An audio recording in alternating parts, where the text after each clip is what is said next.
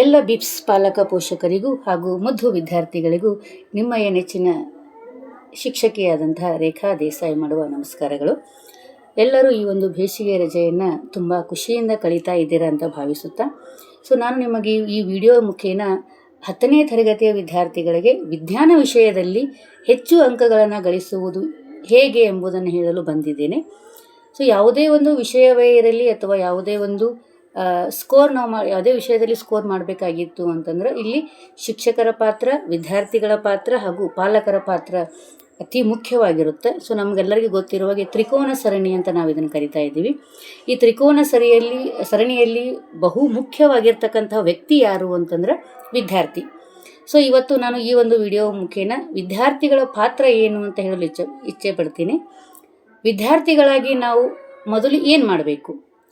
ವಿದ್ಯಾರ್ಥಿಗಳಾಗಿ ಮೊದಲು ನಾವು ಏನು ಮಾಡಬೇಕು ಅಂತಂದ್ರೆ, ಮೊದಲು ನಮಗೆ ಒಂದು ಗುರಿ ಇರಬೇಕು. ಗುರಿ ಏನಪ್ಪ ಗುರಿ ಅಂತಂದ್ರೆ, ನಾನು ಈ ವಿಷಯದಲ್ಲಿ ಇಷ್ಟು ಅಂಕಗಳನ್ನು ಪಡಿತೀನಿ, ವಿಜ್ಞಾನ ವಿಷಯ 80ಕ್ಕೆ 80 ಅಂಕಗಳನ್ನು ಪಡಿತೀನಿ, ಹೀಗೆ ಮ್ಯಾಥ್ಸ್ ವಿಷಯ, ಬೇರೆ ಬೇರೆ ವಿಷಯಗಳಲ್ಲಿ ನಾನು ಈ ಥರನಾಗಿ ಅಂಕಗಳನ್ನು ಪಡಿತೀನಿ ಅಂತಕ್ಕಂಥ ಒಂದು ಗೋಲ್ ನಮ್ಮಲ್ಲಿ ಇರಬೇಕು. ಆಯಿತು, ಗೋಲನ್ನು ಹಾಕ್ಕೊಂಡ್ವಿ, ಮುಂದೇನು ಮಾಡಬೇಕು? ಗೋಲ್ ಆದ ನಂತರ ನಮಗೆ ಆ ವಿಷಯದಲ್ಲಿ ಏನಿರಬೇಕು ಅಂತಂದ್ರೆ ಮೊದಲು ಪ್ರೀತಿ ಇರಬೇಕು, ಅಥವಾ ಆ ವಿಷಯವನ್ನು ಕಂಡ್ರೆ ನಮಗೆ ಇಷ್ಟ ಇರಬೇಕು ಅಂತ.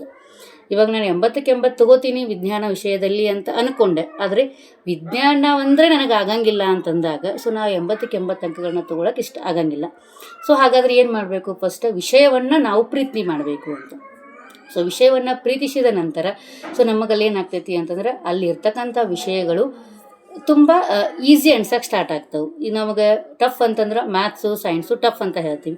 ನಾವು ಯಾವಾಗ ಈಸಿ ಅಂತ ಅಂದ್ಕೊಂಡು ನಾವು ನಮ್ಮ ಮೈಂಡಿಗೆ ಹೇಳ್ತೀವಲ್ಲ, ಅವಾಗ ಅದು ಆಟೋಮೆಟಿಕ್ ಏನಾಗುತ್ತೆ ಅಂತಂದ್ರೆ ಆ ಒಂದು ವಿಷಯ ಈಸಿ ಆಗ್ತಾ ಹೋಗ್ತೈತಿ. ಹಾಗಾದರೆ ಇಲ್ಲಿ ನಾವು ಏನು ಮಾಡಿದ್ವಿ ಅಂತಂದರೆ, ಈಗ ವಿಷಯದ ಪ್ರಕಾರ ಗುರಿಯನ್ನು ಹಾಕ್ಕೊಂಡ್ವಿ, ಹಾಗಾಗಿ ಇಷ್ಟವನ್ನು ಪಟ್ವಿ. ಅದಾದ ನಂತರ ಏನು ಮಾಡಬೇಕು ಅಂತಂದ್ರೆ ಒಂದು ಟೈಮ್ ಟೇಬಲನ್ನು ಅಪ್ಲೈ ಮಾಡ್ಕೋಬೇಕು. ಹಾಗಾದರೆ ಟೈಮ್ ಟೇಬಲ್ ಯಾವ ಥರನ ಮಾಡಬೇಕು? ಈಗ ನನ್ನ ಫ್ರೆಂಡ್ ಆ ಥರ ಮಾಡ್ತಾಯಿದ್ರೆ ನನ್ನ ಫ್ರೆಂಡ್ ಟೈಮ್ ಟೇಬಲನ್ನು ಫಾಲೋ ಮಾಡಬೇಕಾ? ಇಲ್ಲ. ಯಾಕಂದರೆ ಎಲ್ಲರ ಒಂದು ಬುದ್ಧಿ ಮತ್ತು ಬೇರೆ ಬೇರೆ ಆಗಿರ್ತೈತಿ. ಕೆಲವೊಬ್ಬರಿಗೆ ಡಿಫಿಕಲ್ಟ್ ಸಬ್ಜೆಕ್ಟ್ ಸೈನ್ಸ್ ಆಗಿತ್ತು ಅಂದರೆ ಇನ್ನೂ ಕೆಲವೊಬ್ರಿಗೆ ಮ್ಯಾಥ್ಸ್ ಆಗಿರುತ್ತೆ, ಇನ್ನೂ ಕೆಲವೊಬ್ಬರಿಗೆ ಇನ್ನೇನೋ ಬೇರೆ ಸಬ್ಜೆಕ್ಟ್ ಆಗಿರುತ್ತೆ. ಅವರಿಗೆ ಅನುಗುಣವಾಗಿ ಅವ್ರು ಟೈಮ್ ಟೇಬಲ್ ಹಾಕ್ಕೊಂಡಿರ್ತಾರೆ. ನಿಮಗೆ ಯಾವುದು ಫಸ್ಟ್ ನಾವು ಟೈಮ್ ಟೇಬಲ್ ಒಳಗೆ ಏನು ಹಾಕ್ಕೊಬೇಕು ಅಂತಂದರೆ ಈಸಿ ಆಗಿರ್ತಕ್ಕಂಥ ವಿಷಯಗಳನ್ನು ಹಾಕ್ಕೋಬೇಕು. ಯಾಕೆ ಈಸಿ ಹಾಕ್ಕೊಂಡಿರ್ತಕ್ಕಂಥ ವಿಷಯವನ್ನು ಹಾಕ್ಕೋಬೇಕು ಅಂದರೆ, ಈಸಿ ವಿಷಯಗಳನ್ನ ನಾವು ಮಾಡ್ತಾ ಹೋದಾಗೆ ನಮ್ಮಲ್ಲಿ ಆಸಕ್ತಿ ಜಾಸ್ತಿ ಆಗ್ತಾ ಹೋಗ್ತೈತಿ. ಆ ಆಸಕ್ತಿ ನಮಗೆ ಕಠಿಣ ವಿಷಯವನ್ನು ಅರ್ಥ ಮಾಡ್ಕೊಳ್ಳಿಕ್ಕೆ ಏನಾಗುತ್ತೆ ಅಂತಂದ್ರೆ ಸಹಾಯಕಾರಿಯಾಗುತ್ತೆ.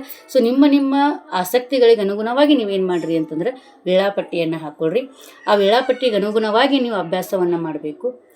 ಈಗ 10th ಬಂದೀವಿ ಅಂತಂದರೆ ಬೇರೆ ಬೇರೆ authors books, R D Sharma, S Chand, NCERT book ಅಥವಾ ನಮ್ಮ ಸೀನಿಯರ್ಸ್ ನೋಟ್ಸು, ಯಾವುದು ಓದಬೇಕು ಅಂತ ಗೊಂದಲ ಉಂಟಾದಾಗ ನಾವು ಫಸ್ಟಿಗೆ ಒಂದು ಏನು ಓದಬೇಕು ಅಂತಂದ್ರೆ NCERT ಬುಕ್ಸನ್ನು ಕವರ್ ಮಾಡಬೇಕು. NCERT ಬುಕ್ಕನ್ನು ಯಾವ ಥರನಾಗಿ ಓದಬೇಕು ಅಂತಂದ್ರೆ, ನಾವು ಪ್ರಥಮವಾಗಿ ಒಂದು ಲೆಸನ್ ಓದ್ತಾ ಇದ್ದೀವಿ ಅಂತಂದಾಗ ಅದರಲ್ಲಿ ಇರ್ತಕ್ಕಂಥ ಒಂದು ಸಿಂಗಲ್ ಲೆಟ್ರ್ ನಾವು ಏನು ಮಾಡಬಾರ್ದು ಅಂತಂದ್ರೆ ಮಿಸ್ ಮಾಡಬಾರ್ದು. ಎಲ್ಲವನ್ನು ಓದಿ ನಮಗಲ್ಲಿ ಆ ಒಂದು ವಿಷಯದಲ್ಲಿ ಏನು ಮಹತ್ವ ಅನಿಸುತ್ತಲ್ಲ ಆ ವಿಷಯವನ್ನು ನಾವು ಏನು ಮಾಡಬೇಕು ಅಂತಂದ್ರೆ ಅಂಡರ್ಲೈನ್ ಮಾಡಬೇಕು.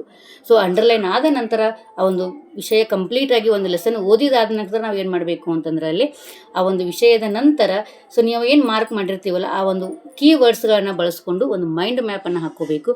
ಆ ಮೈಂಡ್ ಮ್ಯಾಪ್ ಆದ ನಂತರ ನಾವು ಏನು ಮಾಡಬೇಕು ಅಂತಂದ್ರೆ 2ನೇ ಪಾಠಕ್ಕೆ ಹೋಗುವಕ್ಕಿಂತ ಪೂರ್ವದಲ್ಲಿ ನಮ್ಮದು 2 ಅಥವಾ 3 ವರ್ಷದ ಹಳೆಯ ಪ್ರಶ್ನೆ ಪತ್ರಿಕೆಗಳನ್ನು ನಾವು ನಮ್ಮ ಹತ್ರ ಸಂಗ್ರಹಿಸಿ ಇಟ್ಕೋಬೇಕು. ಆ 1ನೇ ಪಾಠಕ್ಕೆ ಅನುಗುಣವಾಗಿ ಈ ಒಂದು ಪ್ರಶ್ನೆ ಪತ್ರಿಕೆಯಲ್ಲಿ ಎಷ್ಟು ಅಂಕಗಳು ಬಂದಿದ್ದಾವೆ, ಯಾವ ಥರನಾಗಿ ಕ್ವಶನ್ಸ್ಗಳನ್ನ ಕೇಳಿದಾರ, ಬುಕ್ ಒಳಗಿರ್ತಕ್ಕಂಥ ಪ್ರಶ್ನೆಗಳಿಗೂ ಪ್ರಶ್ನೆ ಪತ್ರಿಕೆಯಲ್ಲಿರುವ ಪ್ರಶ್ನೆಗಳಿಗೂ ಒಂದು ಬದಲಾವಣೆ ಇರ್ತೈತಿ. ಹಾಗಾಗಿ ಆ ಬದಲಾವಣೆಯನ್ನು ನಾವೇನು ಮಾಡಬೇಕು ಅಂತಂದರೆ ಇಲ್ಲಿ ಅಬ್ಸರ್ವ್ ಮಾಡಿ ಆ ಒಂದು ಪ್ರಶ್ನೆ ಪತ್ರಿಕೆಯನ್ನು ಬಿಡಿಸಿ ಆ ಒಂದು ಪಾಠದಲ್ಲಿ ಬಂದಕ್ಕಂಥ ಡೌಟ್ಸ್ಗಳನ್ನು ಸಂಬಂಧಪಟ್ಟಂಥ ಶಿಕ್ಷಕರಲ್ಲಿ ಕೇಳಿದ್ದೇ ಆದರೆ ನಾವು ವಿಷಯವನ್ನು ಸಂಪೂರ್ಣವಾಗಿ ಅರ್ಥಕೊಂಡಂತಾಗುತ್ತದೆ.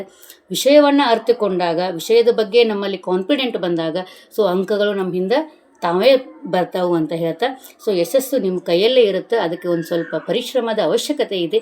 ಆ ಪರಿಶ್ರಮವನ್ನು ನೀವು ಹಾಕಿರಿ ಅಂತ ಹೇಳ್ತಾ ನನ್ನ ಒಂದೆರಡು ಮಾತುಗಳನ್ನು ಮುಗಿಸ್ತೀನಿ. ಇನ್ನು ಮುಂದಿನ ವಿಡಿಯೋದಲ್ಲಿ ಶಿಕ್ಷಕರು ಮತ್ತು ಪಾಲಕರ ಕರ್ತವ್ಯವನ್ನು ಡಿಸ್ಕಸ್ ಮಾಡೋಣ. ಓಕೆ, ಧನ್ಯವಾದಗಳು.